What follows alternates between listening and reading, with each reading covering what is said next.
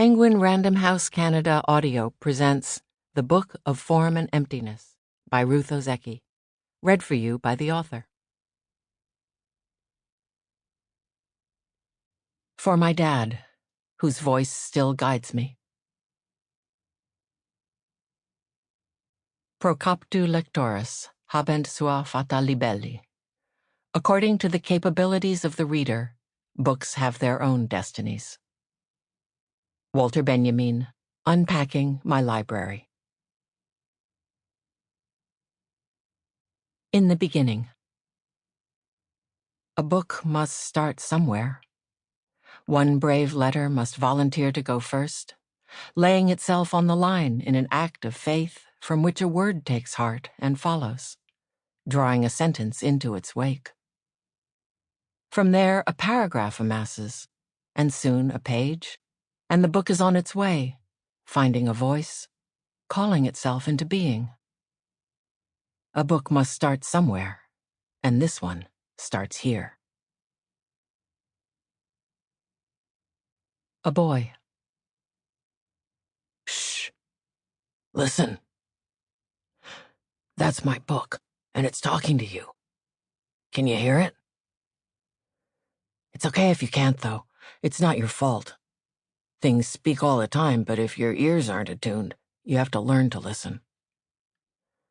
You can start by using your eyes, because eyes are easy. Look at all the things around you. What do you see? A book, obviously, and obviously the book is speaking to you, so try something more challenging. The chair you're sitting on, the pencil in your pocket, the sneaker on your foot.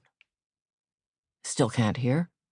Then get down on your knees and put your head to the seat, or take off your shoe and hold it to your ear. No. Wait, if there are people around, they'll think you are mad, so try it with the pencil first. Pencils have stories inside them, and they're safe as long as you don't stick the point in your ear. Just hold it next to your head and listen. Can you hear the wood whisper? The ghost of the pine? The mutter of lead? Sometimes it's more than one voice. Sometimes it's a whole chorus of voices rising from a single thing, especially if it's a made thing with lots of different makers. But don't be scared. I think it depends on the kind of day they were having back in Guangdong or Laos or wherever, and if it was a good day at the old sweatshop, if they were enjoying a pleasant thought at the moment when that particular grommet came tumbling down the line and passed through their fingers, then that pleasant thought will cling to the whole. Sometimes it's not so much a thought as a feeling. A nice warm feeling, like love, for example. Sunny and yellow. But when it's a sad feeling, or an angry one that gets laced into your shoe, then you'd better watch out, because that shoe might do crazy shit, like marching your feet right up to the front of the Nike store, for example, where you could wind up smashing the display window with a baseball bat made of furious wood. If that happens, it's still not your fault.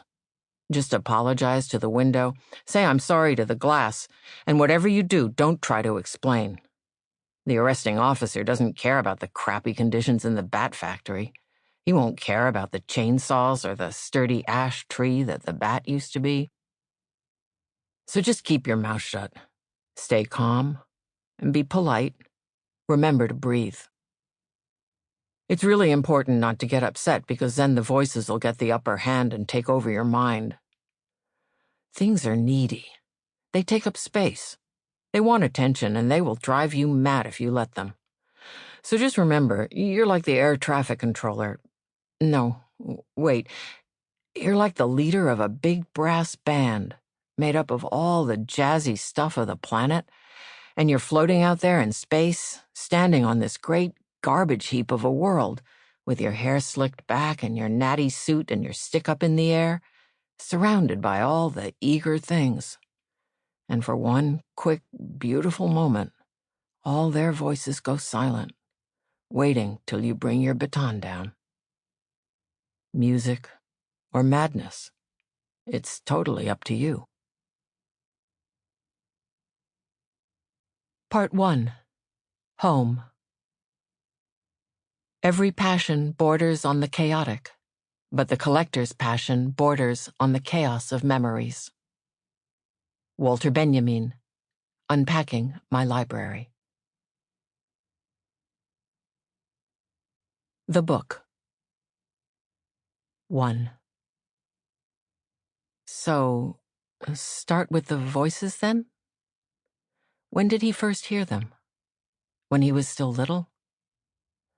Benny was always a small boy and slow to develop, as though his cells were reluctant to multiply and take up space in the world.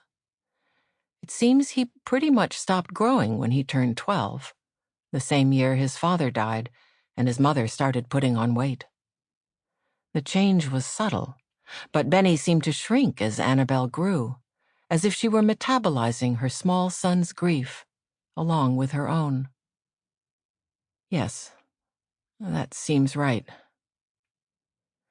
So, perhaps the voices started around then too, shortly after Kenny died. It was a car accident that killed him. No, it was a truck. Kenny O was a jazz clarinetist, but his real name was Kenji, so we'll call him that. He played swing mostly, big band stuff at weddings and bar mitzvahs, and in campy downtown hipster clubs, where the dudes all wore beards and pork pie hats and checkered shirts and mothy tweed jackets from the Salvation Army. He'd been playing a gig, and afterward he went out drinking or drugging or whatever he did with his musician friends, just a little toot, but enough so that on his way home, when he stumbled and fell in the alley, he didn't see the necessity of getting up right away. He wasn't far from home, only a few yards from the rickety gate that led to the back of his house. If he'd managed to crawl a bit further, he would have been okay. But instead, he just lay there on his back, in a dim pool of light cast by the street lamp above the Gospel Mission thrift shop dumpster. The long chill of winter had begun to lift, and a spring mist hung in the alleyway. He lay there, gazing up at the light and the tiny particles of moisture that swarmed brightly in the air. He was drunk, or high, or both. The light was beautiful. Earlier in the evening, he'd had a fight with his wife. Maybe he was feeling sorry. Maybe, in his mind, he was vowing to be better. Who knows what he was doing? Maybe he fell asleep. Let's hope so. In any case, that's where he was still lying an hour or so later when the delivery truck came rattling down the alleyway. It wasn't the truck driver's fault. The alley was filled with ruts and potholes. It was littered with half-emptied garbage bags, food waste, sodden clumps of clothes and broken appliances, which the dumpster divers had left behind. In the flat, gray light of the drizzling dawn, the truck driver couldn't distinguish between the debris and the musician's slim body, which by then was covered in crows. The crows were Kenji's friends. They were just trying to help by keeping him warm and dry, but everyone knows that crows love garbage. Is it any wonder that the driver mistook Kenji for a garbage bag? The driver hated crows. Crows were bad luck, and so he aimed his truck right at them. The truck was carrying crates of live chickens to the Chinese slaughterhouse at the end of the alleyway. He stepped on the gas and felt the body bump beneath the wheels as the crows flew up in front of his windshield, obscuring his view and causing him to lose control and careen into the loading dock of the Eternal Happiness Printing Company Limited. The truck tipped, and the crates of chickens went flying. The noise of squawking birds woke Benny, whose bedroom window overlooked the dumpster. He lay there, listening, and then the back door slammed. A high, thin cry rose from the alley, uncoiling like a rope, like a living tentacle, snaking up into his window and hooking him, drawing him from bed.